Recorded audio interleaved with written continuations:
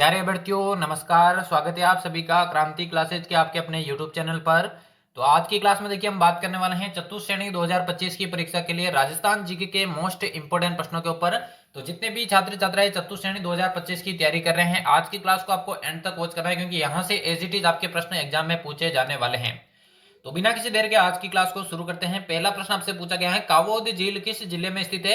जैसलमेर, जोधपुर, बीकानेर या फिर चूरू? जल्दी से पहले प्रश्न का राइट आंसर बताइए। कौन सा ऑप्शन यहाँ पर करेक्ट आंसर हो जाएगा? कावोद झील कौन से जिले में स्थित है, यही आपसे पूछा गया है। तो जल्दी से इसका आंसर बताइए। तो बात करें इसके राइट आंसर की, कावोद झील दोस्तों आपके जैसलमेर के अंदर स्थित है। पहला ऑप्शन इसका बिल्कुल करेक्ट आंसर हो जाएगा।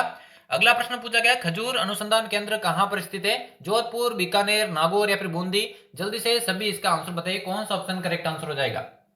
खजूर अनुसंधान केंद्र कहां पर स्थित है, यही आप सभी से पूछा गया है। तो जल्दी से सभी विद्यार्थी इसका आंसर बताइए। कौन सा ऑप्शन यहां पर करेक्ट आंसर हो जाएगा? बहुत ही इंपॉर्टेंट प्रश्न, तो ऐसे ही प्रश्न आपको एग्जाम के अंदर देखने को मिलेंगे। तो खजूर अनुसंधान केंद्र की बात करूं, ये आपके बीकानेर के अंदर स्थित है। दूसरा ऑप्शन यहां पर इसका बिल्कुल राइट आंसर हो जाएगा। अगला देखें, अगला पूछा गया, बनास, खारी और डाई नदी किस स्थान पर त्रिवेणी संगम बनाती है? राजमहल, देवधाम, रामेश्वर या फिर बिगोद? करेक्ट आंसर आप सभी को इसका बताना है। जो बनास, खारी और डाई नदी है कौन से स्थान पर त्रिवेणी संगम बनाती है? राजस्थान की बात करूं, टोटल 5 आपके त्रिवेणी संगम है, जिसमें से देखिए बिगोद जो है वो बनास, बेड़च, मेनाल। बनास हो गया, बेड़च हो गया और मेनाल बीबीएम। बीबीएम से आप याद रख सकते हैं, बिगोद के अंदर ये जो है त्रिवेणी संगम स्थित है। रामेश्वर की बात करूं तो रामेश्वर आपके सवाई माधोपुर के अंदर स्थित है, और जहां पर ये नदियां जो है वो चंबल, बनास और सीप, चंबल, बनास और सीप, सीबीसी से आप इसे याद रख सकते हैं। रामेश्वर दोस्तों सवाई माधोपुर के अंदर ये लगता है, चंबल, बनास और सीप।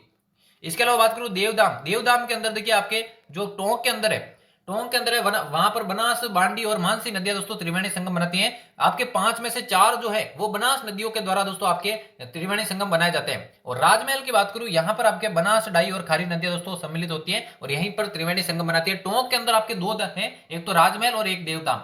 पांचवा जो आपके त्रिवेणी संगम है वो सोम, माही, जाकम जो बेणेश्वर वाला है वो कहलाता है। तो चलिए बढ़ते हैं अगले प्रश्न की ओर। अगला पूछा गया, 2011 की जनगणना के अनुसार राजस्थान की पुरुष साक्षरता दर कितनी है? 52.12, 67.11, 79.20 या फिर 61.44? करेक्ट आंसर आपको बताना है। इसका राइट आंसर क्या हो जाएगा?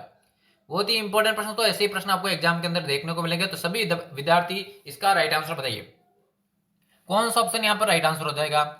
तो यहाँ पर देखिए 2011 की जनगणना के अनुसार राजस्थान की पुरुष साक्षरता की बात करूं 79.20% है, और सर्वाधिक पुरुष साक्षरता की बात करूं आपके झुंझुनू की है, और सबसे कम आपके प्रतापगढ़ की है। ये बातें आपको ध्यान में रखना है। चलिए बढ़ते हैं जल्दी से अगले प्रश्न की ओर। अगला पूछा गया, राजस्थान इंटरनेशनल फिल्म फेस्टिवल 2025 कहां पर आयोजित हुआ था? जोधपुर, जयपुर, बीकानेर या फिर उदयपुर? करेक्ट आंसर आप सभी को इसका बताना है। बहुत ही इंपॉर्टेंट प्रश्न तो परीक्षा में पूछा जाएगा। तो राजस्थान इंटरनेशनल फिल्म फेस्टिवल, जिसे दोस्तों क्या कहते हैं? रिप कहते हैं, ठीक है ना, शॉर्ट में आपके जो है रिप कहते हैं, ठीक है ना, रिप। तो ये कहां पर आयोजित हुआ था 2025 का? तो ये 2025 में जोधपुर के अंदर आयोजित होता। पहला ऑप्शन इसका यहाँ पर राइट आंसर हो जाएगा। अगला पूछा गया, भरतपुर नहर किन राज्यों की संयुक्त परियोजना है? राजस्थान और उत्तर प्रदेश, राजस्थान और मध्य प्रदेश, राजस्थान, उत्तर प्रदेश और मध्य प्रदेश? चौथा है राजस्थान, हरियाणा और उत्तर प्रदेश। कौन से राज्यों की आपकी नहर परियोजना है भरतपुर नहर वाली? तो जल्दी से सभी विद्यार्थी इसका आंसर बताइए। कौन सा ऑप्शन यहाँ पर करेक्ट आंसर हो जाएगा? तो भरतपुर जो नहर है दोस्तों वो आपके राजस्थान और उत्तर प्रदेश की संयुक्त परियोजना कहलाती है। पहला ऑप्शन इसका यहाँ पर करेक्ट आंसर हो जाएगा। अगला देखिए पूछा गया, राजस्थान में अनार मंडी कहां पर स्थित है? सोजत पाली में, भवानी मंडी झालावाड़ में, शाहपुरा जयपुर में या फिर साइला जालोर में? करेक्ट आंसर इसका क्या हो जाएगा? राजस्थान में अनार मंडी कहां पर स्थित है, यही आपसे पूछा गया है। तो देखिए दोस्तों, सोजत पाली के अंदर आपकी एक तो मेहंदी मंडी स्थित है, दूसरी आपकी सोनामुखी मंडी स्थित है। भवानी मंडी झालावाड़ के अंदर तो संतरा मंडी स्थित है। संतरा मंडी स्थित होने के कारण झालावाड़ को दोस्तों आपके संतरो जो है राजस्थान का नागपुर भी कहा जाता है। शाहपुरा जयपुर के अंदर दोस्तों आपके जो है रामसनेही संप्रदाय की प्रधान पीठ है, वो भीलवाड़ा के अंदर है, ठीक है ना, भीलवाड़ा के अंदर। भीलवाड़ा वाला जो शाहपुरा है वहां पर रामसनेही संप्रदाय की प्रधान पीठ है, जबकि जयपुर वाला जो शाहपुरा है यहाँ पर आपके टिंडा मंडी स्थित है। राजस्थान में जो अनार मंडी है वो आपके साइला जालोर में स्थित है, जहां पर इसका सेंटर ऑफ एक्सीलेंस भी बनाया गया है। चौथा ऑप्शन यहाँ पर इसका राइट आंसर हो जाएगा। अगला पूछा गया, राजस्थान का चेरापूंजी किसे कहा जाता है? सिरोही, कोटा, बांसवाड़ा या फिर झालावाड़? जल्दी से सभी इसका आंसर बताइए। कौन सा ऑप्शन यहाँ पर करेक्ट आंसर हो जाएगा? और जिसने भी अभी तक चैनल को सब्सक्राइब नहीं किया, सब्सक्राइब कर देना, क्योंकि इसी तरह की महत्वपूर्ण क्लासेज आपको डेली चैनल पर देखने को मिलेगी।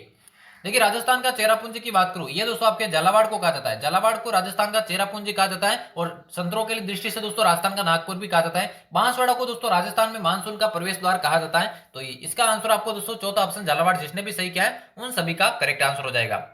अगला पूछा गया धोनिया डूंगर चोटी किस जिले में स्थित है? जालोर में, उदयपुर में, जयपुर में या फिर सिरोही में? जल्दी से सभी इसका आंसर बताइए। जो धोनिया डूंगर चोटी है दोस्तों कौन से जिले के अंदर स्थित है, यही आपसे पूछा गया है। तो जल्दी से सभी विद्यार्थी इसका आंसर बताइए। और ये दोस्तों आपके दक्षिणी अरावली की चोटी है, जो कि कहां पर स्थित है? ये आपके उदयपुर के अंदर स्थित है। इसकी ऊंचाई के बारे में बात करूं 1183 दोस्तों इसकी ऊंचाई है। चलिए बढ़ते हैं जल्दी से अगले प्रश्न की ओर। अगला पूछा गया राजस्थान का सबसे पूर्वी स्थान कौन सा है? सिलावट गांव, कटरा गांव, कोणा गांव या फिर बोरकुंड गांव? जल्दी से सभी विद्यार्थी इसका आंसर बताइए, कौन सा ऑप्शन करेक्ट आंसर हो जाएगा। क्लास को एंड तक वॉच करना और एंड में आपको बताना तो कितने प्रश्न आपने सही किए हैं आज की क्लास से। तो राजस्थान का सबसे पूर्वी जो स्थान है दोस्तों वो आपके सिलावट गांव है, जो कि आपके धौलपुर के अंदर है। कटरा गांव दोस्तों सबसे आपके पश्चिमी गांव है, जो जैसलमेर के अंदर है, सम तहसील में। कोणा गांव श्री गंगानगर और बोरकुंड आपके जो है बांसवाड़ा के अंदर है। तो चौथा ऑप्शन, चारों ऑप्शन मैंने आपको बता दिया, चारों दोस्तों अलग अलग दिशाओं के जो है अंतिम स्थान है। तो सिलावट गांव जो है वो सबसे पूर्वी स्थान हो जाएगा। अगला देखिए पूछा गया अलीबख्शी ख्याल किस बोली में प्रचलित है? ढूंढाड़ी, मेवाती, अहिरवाटी या फिर काठियाड़ी? जल्दी से सभी इसका आंसर बताइए, कौन सा ऑप्शन इसका करेक्ट आंसर हो जाएगा। ये दोस्तों आप बोलियों से संबंधित भी प्रश्न पूछ सकते हैं और ये आपके दोस्तों ख्यालों से संबंधित भी पूछ सकते हैं, लोकनाट्य जो है उससे भी पूछा जा सकता है। तो अलीबख्शी जो ख्याल है वो देखिए आपके अहिरवाटी बोली में प्रचलित है, जो कि आपके मेवाती की ही उपबोली कहलाती है। तीसरा ऑप्शन यहाँ पर इसका राइट आंसर हो जाएगा। अगला पूछा गया मेहंदीपुर बालाजी मेला दौसा किस माह में लगता है? वैशाख माह, चैत्र माह, फाल्गुन या फिर भाद्रपद? जल्दी से सभी इसका आंसर बताइए। जो दौसा के अंदर मेहंदीपुर बालाजी मेला तो कौन से माह में लगता है, यही आपसे पूछा गया है। तो ये मेला दोस्तों बात करूं करेक्ट आंसर की पूर्णिमा को लगता है। पूर्णिमा को ये मेला लगता है। कौन सी पूर्णिमा को? तो चैत्र पूर्णिमा को दोस्तों ये मेला लगता है, जो कि दौसा के अंदर लगता है। दूसरा ऑप्शन यहाँ पर इसका करेक्ट आंसर हो जाएगा। अगला देखिए पूछा गया राजस्थान में कैमल हाइड ट्रेनिंग सेंटर कहां पर स्थित है? जोधपुर, बीकानेर, अजमेर या फिर जैसलमेर? करेक्ट आंसर इसका क्या हो जाएगा, सभी को आंसर बताना है। Camel hide training centre Rajasthan में कहां पर स्थित है, यही आपसे पूछा गया है। तो जल्दी से सभी विद्यार्थी इस प्रश्न का आंसर बताइए, कौन सा ऑप्शन राइट आंसर हो जाएगा। तो राजस्थान की बात करूं कैमल हाइड ट्रेनिंग सेंटर दोस्तों ये आपके बीकानेर के अंदर है। दूसरा ऑप्शन इसका यहां पर करेक्ट आंसर हो जाएगा। अगला देखिए, अगला पूछा गया अलवर कौन सी झील के लिए प्रसिद्ध है? ताल छापर, सिलिसेड, तालाब एसाई या फिर नवल सागर? करेक्ट आंसर आपको बताना है, इसका राइट आंसर क्या हो जाएगा। जो अलवर है दोस्तों कौन सी झील के लिए प्रसिद्ध है, यही आपसे पूछा गया है। तो करेक्ट आंसर सभी को बताना है, कौन सा ऑप्शन राइट आंसर हो जाएगा। तो अलवर की बात करो देखिए ताल छापर चूरू के अंदर स्थित है, तालाब एसाई धौलपुर के अंदर स्थित है, नवल सागर बूंदी के अंदर स्थित है, और सिलिसेट जो झील है सो जिसे राजस्थान का नंदन कानन भी कहा जाता है, ये अलवर के अंदर स्थित है। दूसरा ऑप्शन राइट आंसर हो जाएगा। अगला पूछा गया राजस्थान की एकमात्र अंतरराष्ट्रीय नदी कौन सी है? चंबल नदी, माही नदी, घग्गर नदी या फिर बनास नदी? करेक्ट आंसर आप सभी को बताना है। देखिए राजस्थान की आंतरिक अफवाह की नदियां भी आपको मिल जाएगी, राजस्थान की अंतरराज्यीय नदियां भी मिल जाएगी, लेकिन एक नदी ऐसी है जो राजस्थान की अंतरराष्ट्रीय नदी कहलाती है, यानी कि राजस्थान से बाहर किसी राष्ट्र में जाती है। तो आप सभी को मालूम होना चाहिए राजस्थान दोस्तों केवल एक ही राष्ट्र से सीमा जो है आपकी साझा करता है और वो है पाकिस्तान। और अंतरराष्ट्रीय जो नदी हो जाएगी वो आपके घग्गर नदी हो जाएगी, जो कि पाकिस्तान के फोर्ट अब्बास तक जाती है। तो तीसरा ऑप्शन इसका यहाँ पर राइट आंसर हो जाएगा। अगला पूछा गया निम्न में से सूती वस्त्र की कौन सी मिल ब्यावर में स्थित नहीं है? The Krishna Mills, Edward Mills, Mahalakshmi Mills या फिर महाराजा उमेद सिंह मिल्स? जल्दी से सभी इसका आंसर बताइए, कौन सा यहाँ पर करेक्ट आंसर हो जाएगा।